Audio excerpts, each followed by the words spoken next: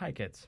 Today I will share with you a few tips about fluent arpeggio playing. There are tons of videos on this topic and there are some really great ones. But, and that's incredible actually, I have understood that I still might be able to share my own way of efficient playing that is slightly or very much different of what I've seen before. The main drama about all this arpeggio thing happens between the thumb and the wrist. Now, a very small insight from my teaching experience. Most of issues with arpeggios come from the fact that most of people try to connect notes literally while changing the hand position. For example, if you would play something like that,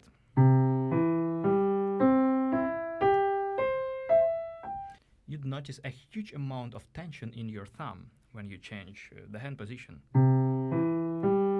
You see? It's a very wide distance and the thumb gets really tense. In order to release it, you'd most probably start some upside down movement with your wrist, something like. That's a good plan in general. If you play slowly, if you have to provide a perfect legato, and if you can't use the pedal for some reason. But in a faster tempo, it doesn't work as well. So what do we do then? The thing is that when I play arpeggios in a really fluent tempo, I'm not connecting those hand positions with fingers. And what's about legato, you might ask? And that's a very good question, and we will speak about that a bit later. But before, I would like to share with you two basic techniques how to practice arpeggios for tension-free fluent playing. First technique involves a wrist rotation. You may rotate your wrist to the right. For example, you hit the note with your thumb. Your wrist goes to the left at first, yes, like that, and then you start rotating it clockwise to the right. So it's like left, and then I go to the right. And then you just move your hand and so on. So then you would have something like.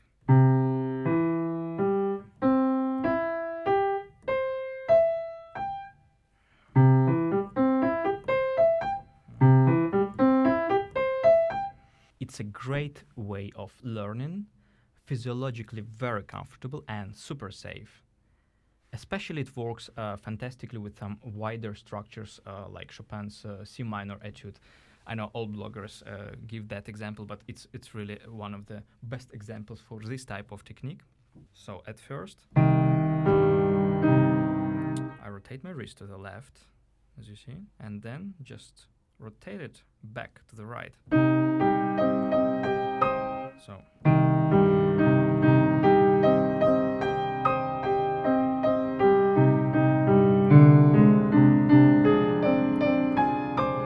Important that your thumb remains very much released. So when I play, I approach the fifth finger and my thumb absolutely relaxed. He just approaches the next position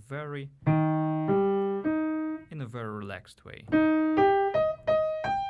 And of course, when you play some arpeggio with your left hand, the movement would be mirrored. Yeah, so I rotate my wrist to the left and then.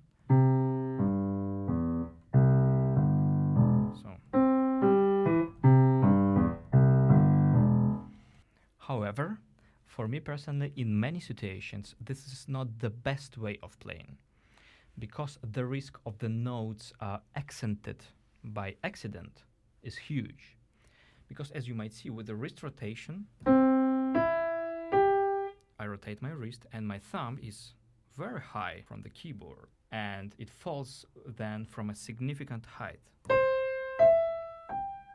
And the finger itself is very heavy and very strong. The thumb actually is nearly as strong as all the other fingers. So there's a real risk that you might sound like. The second way that I personally prefer in most of situations is kind of a hybrid between that incorrect technique that I explained in the beginning, and this one with the wrist rotation that is physiologically correct, but musically challenging in some situations. What I'm doing while playing arpeggios, so I still fold my thumb. You see, it goes underneath as soon as it is done, but not too much, but only to that extent when it doesn't escalate the tension. Because as you might see, we may fold our thumb a bit, let's say to the third finger, more or less, without increasing much tension. Problems start later. If we try to reach the fourth or the fifth finger, then we become really tense here. So I bend my thumb a little bit, like approximately till the third finger. I bend it only till that extent when I feel that I might get tension if I go further with it. I also rotate my wrist horizontally a little bit, just a tiny bit, simultaneously with bending my thumb. So as you see, I rotated my wrist just a little bit, like maybe 3 or 5 degrees maximum, not too much of course. And I fold my thumb. And then I release the third finger and kind of fly over the rest of the distance.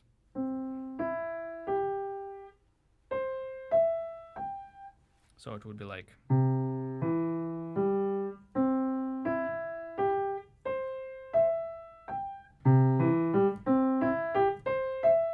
In this case, there is a much smaller chance of a harsh accent with the thumb, because it moves much closer to the keyboard than in the first case. So in the first technique, we would have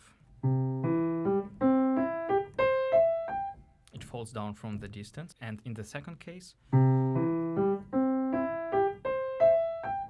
it goes very close. But we still don't accumulate tension or any awkward hand movements, because we still release the last finger of the hand position. In this case, it's the third finger, but it might be also the fourth, depending on the arpeggio.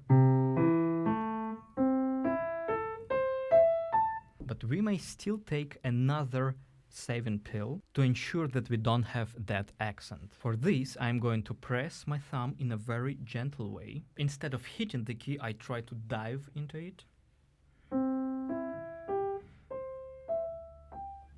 Very gently, but with an absolutely released thumb. And then, and this is a key point here, I use a tenuto on the second finger right after my thumb.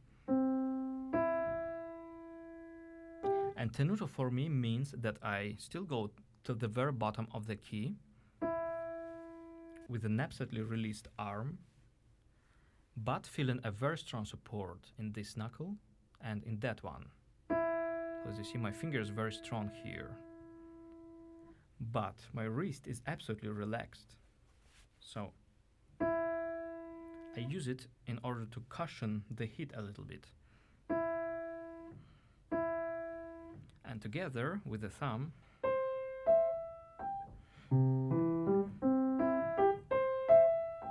and this tenuto is kind of an anchor point for me. So when I change position,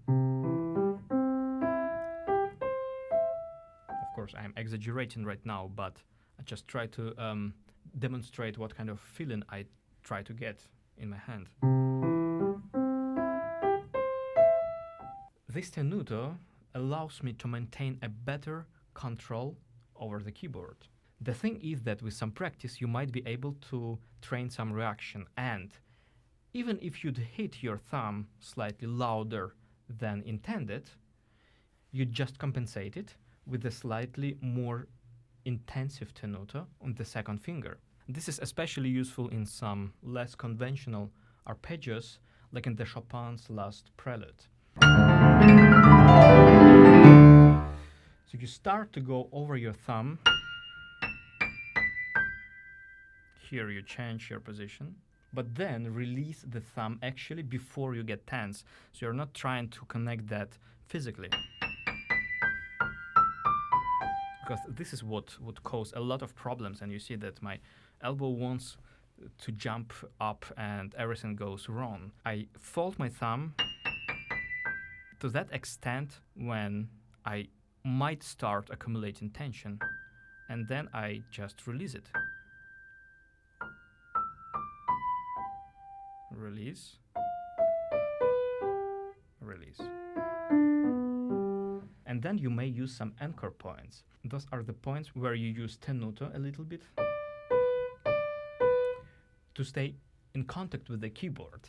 So, for example, when I change position here, I overfly that distance, hit the fifth finger very gently, and fourth still very gently, and then I try to feel more tenuto on the third finger and the second, because those two fingers, they are the strongest, so it's very comfortable to grasp that passage, to grasp that position using those two fingers.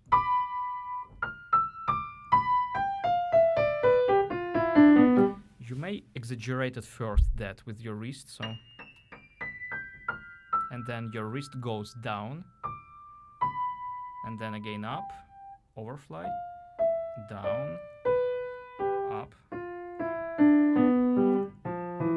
So then of course you would minimize that movement,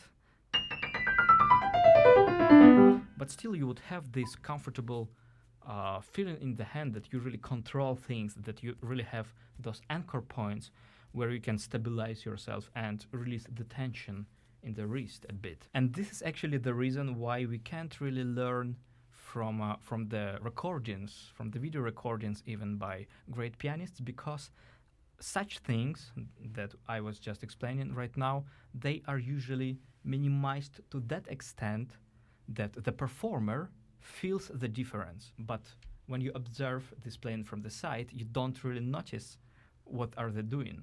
From my teaching experience, a huge amount of problems with such passages comes from an attempt to play them by holding the weight of the hand and trying to play all the notes equally lightly or equally worked throughly. But in fact, it's way more efficient, upon my opinion, to play the first note of each position with less stress or less weight a little bit, finding anchor points somewhere in the middle of the hand position. And now, as I promised, a few words about legato playing. Although we associate legato often with the physical connection with the fingers, the most important thing is how it actually sounds. And there are a couple of tricks. So when you play arpeggio in a fluent tempo, using the second technique that I explained, avoiding accents on the thumb and providing tenuto at some anchor points, these gaps between hand positions, when I fly over, those gaps, they won't be even noticeable. With a gentle pedal, you can polish that even better. What I'm doing here, I'm trying to take pedal somewhere in the end of each position. So like here, here, here. Because for example, I don't want that the whole passage would sound on pedal. For example, that would be too much for me. But I still try to improve my legato using the pedal. But what would definitely destroy your legato, those accents or awkward hand movements that would make you sound also clumsy. So the fingering is very important, of course. For example, I was feeling very awkward in this spot for weeks.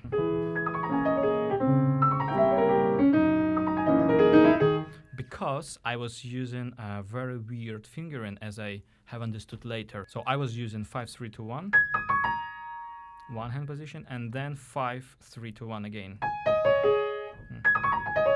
And you see this leap from the first finger toward the fifth finger. It was very awkward actually, and I just couldn't get used to it, although I practiced a lot. So at the end I changed my fingering to the 5-4-3-2-1 and then 3-2-1. So, and then this distance is very wide, but nevertheless it feels much more comfortable.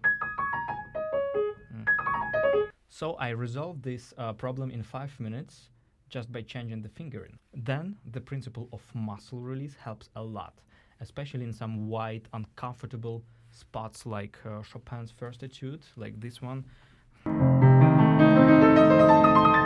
Like many people struggle with this spot, and I also used to struggle with it a lot, because you have a very hard choice, either to play it with a 1, 2, 3, 5.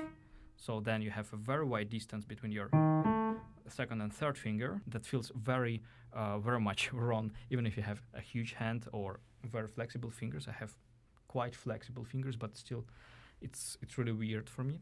Or you have to play like 1, 2, 4, and then jump to the fifth finger, and this distance is even worse for your hand. So, but what I have chosen at the end is to play with 1, 2, 4, and then release my hand and move it very freely towards the fifth finger, and hit it kind of separately with a very short and precise hit, like that. So, and you may practice those spots, giving yourself a little bit of time to find this efficient movement for a leap. But very important to learn your hand to release immediately after the last note before the leap. So release, hit, release, hit, release, hit. And then you will diminish that distance a little bit by a little bit.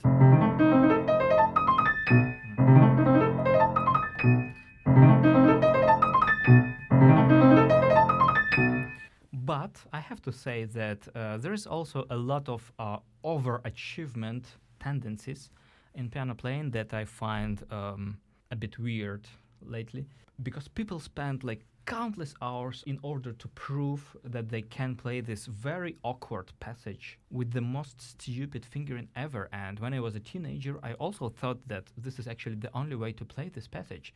So I was practicing, and nevertheless, even after so many years, this spot is still the risky one. So I really have to like practice it every time if I want to perform the piece.